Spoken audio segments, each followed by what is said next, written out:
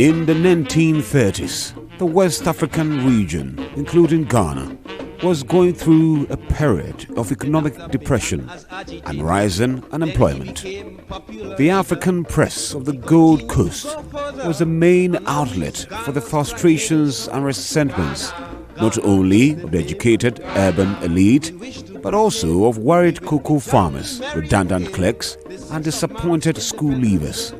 During this same period in 1933, Germany announced it was withdrawing from the League of Nations after France, the UK, and Italy denied its request to increase its military. It was during these eventful outcomes that Mr. Hermann Jacob Christian Hesse, an accountant and founding member of the Convention People's Party, the party that led Dr. Kwame Nkrumah to make Ghana the first nation in Africa to gain independence, together with his beloved wife Eleonora Hesse, née Awulete, one of Ghana's first nursing students at the Kolebu Hospital Nursing Training School, gave birth to their second child, Lebrecht Hesse, after painfully losing their first child. The family lived in Osu St. Thomas until the 1940s, when they moved to the Osu Mission Street extension, Osu Ngano, a local tucked far away in the bush. Today, it is an extension of Accra's vibrant Osu Oxford Street.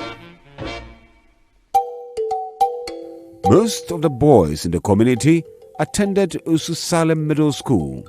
Lebrecht clearly remembers his school teacher, Mr. Ayete, who used to beat the students mercilessly. However, because Mr. Ayete had borrowed money from Lebrecht's father, he would always ask him to stand aside. Lebrecht matriculated from the Odogono Secondary School to study philosophy and law at the University of Ghana and was called to the bar in 1965. Interestingly, his grandmother wanted him to become a priest. She just wanted to see her grandchild preach in church.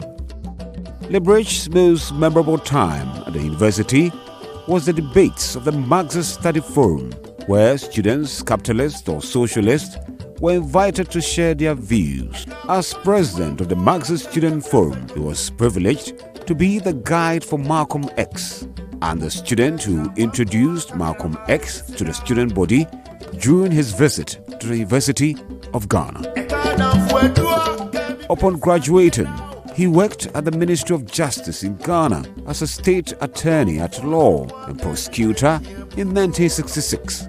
During his tenure as a junior staff member, his value for integrity and his upbringing of not keeping quiet when unjust situations were being perpetuated led Lebrecht, as junior officer, to caution the minister who had just been appointed.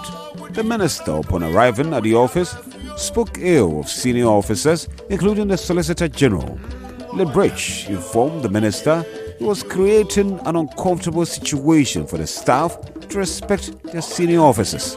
The minister thanked him and later recommended him to represent the country at a conference in France with UNESCO. This shocked all the staff, who wondered how a junior officer could be given such a role. However, to Lebrecht, this affirmed his belief that truth, honesty, and integrity are a way of life for success. During this time, Lebrecht solidified his relationship with his sweetheart, Barbara, who was living at Osu and working as a secretary at the State Insurance Corporation.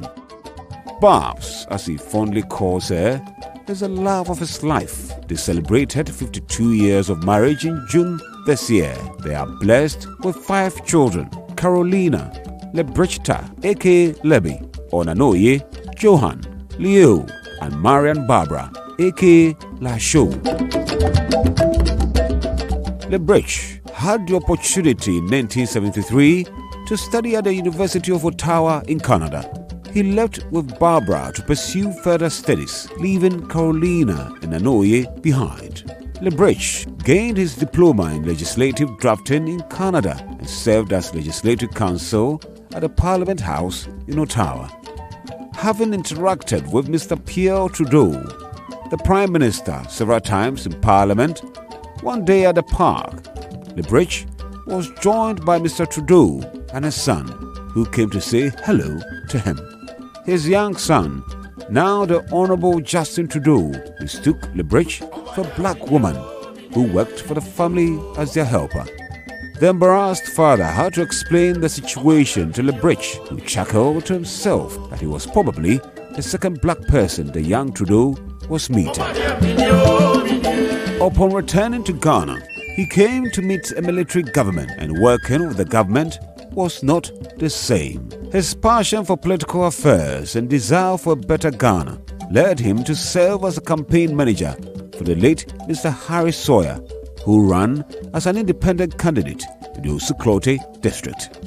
LeBridge, together with Ni Lante Awulete, canvassed the Osu district, drawing on family ties, Harry Sawyer's integrity, and the love of Basel hymns to woo the voting populace at Osu.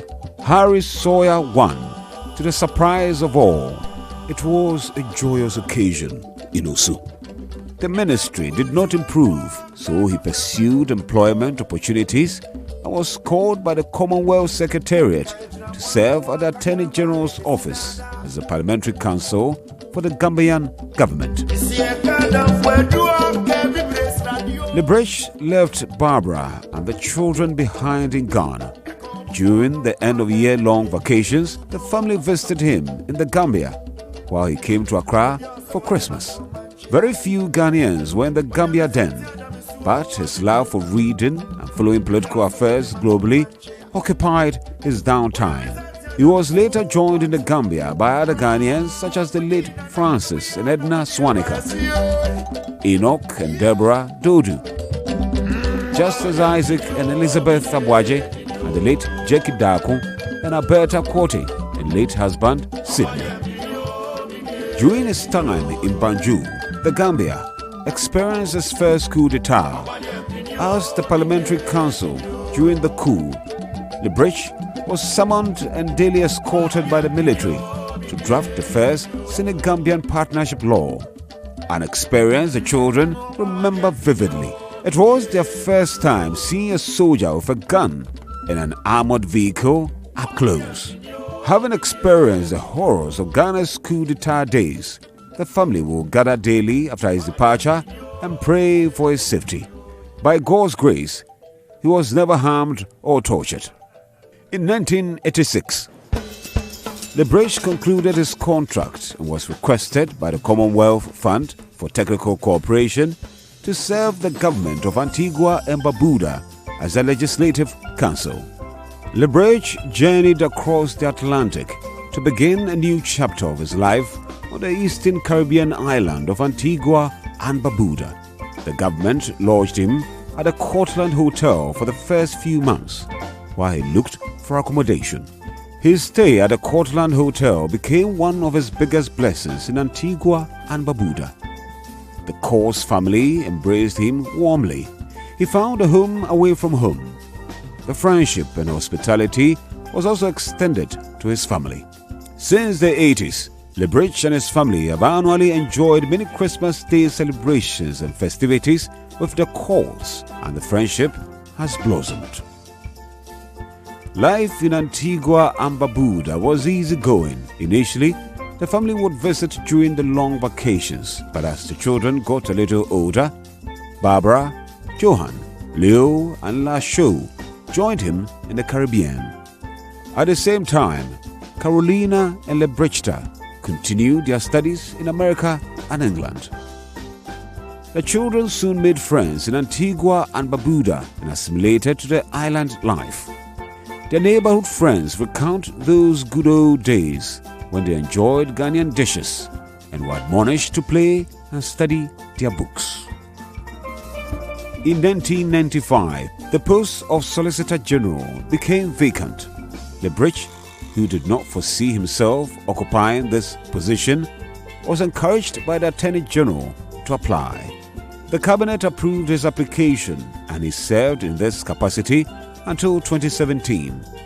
LeBridge has drafted many laws and provided legal advice to the government on several constitutional and legal issues. Anyone who knows Lebrecht will know he loves his profession. In 2014, the Governor General awarded him a Grand Cross of the Most Illustrious Order of Merit, the second highest national award for his distinguished and outstanding service to the country. Living away from home has not always been a bed of roses for Lebrecht. On many occasions, he wished to have been with the extended family in Ghana to celebrate and mourn when the occasion arose. One of the principles he also lived by is that no one is an island. The village comes together to make you who you are, and so you also have to take care of the village. He lived by this principle, keeping in touch with the family in Ghana and doing his part to support family obligations. Lebrecht made it his duty not to let his children forget where they were born and the family they belonged to. Although the youngest child was 6 when the family left Ghana, he ensured all the children continue speaking their native language, Ghana. While the children are all grown up and have their own families, he continues to remind them not to forget their family in Ghana and their responsibility to be part of family affairs. Living in the technological age and discovering YouTube has brought Ghana closer to Lebrecht. He diligently follows Ghana politics, giving his children all the commentaries and opinions, including forwarding anything he finds interesting.